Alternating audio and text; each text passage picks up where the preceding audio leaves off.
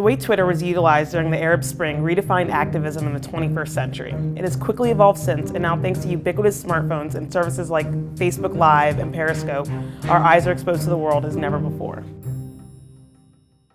Welcome to the 29th floor. I'm Nikita Richardson. I'm here with Fast Company's social media editor, Daniel Troy.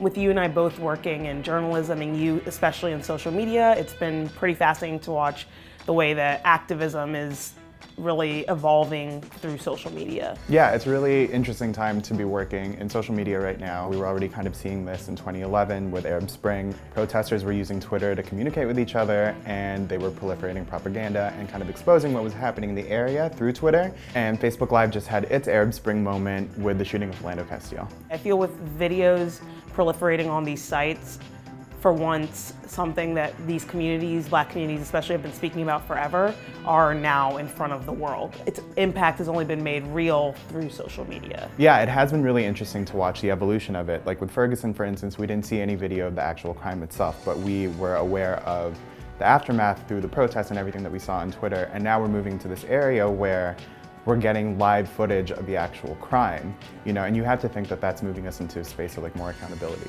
That accountability matched with awareness is where the real change is going to come through.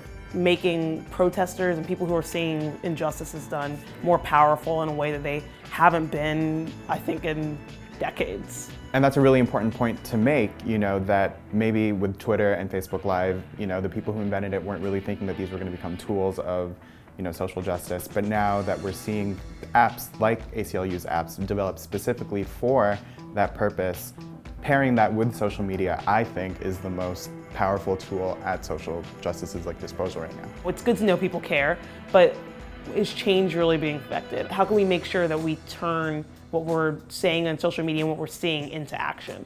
Well, I think social media is affecting change, and you're seeing this with protests and people who are actually getting out of their house and trying to make some sort of change happen. Maybe it's happening in fits and starts right now, but it is happening. And you're seeing this on, smaller sites too, like Tumblr. You'll see people who are pleading with their followers to write letters, call their congressman, to try and make actual change happen. I think at first, when we were seeing things like this happen, it was just people kind of getting outraged and sort of staying in that bubble on Twitter or on Facebook, wherever you were talking. But now I think that conversation is kind of opening up more. Other than using a great hashtag or changing their profile picture, how can people get more involved on social media or beyond when it comes to activism?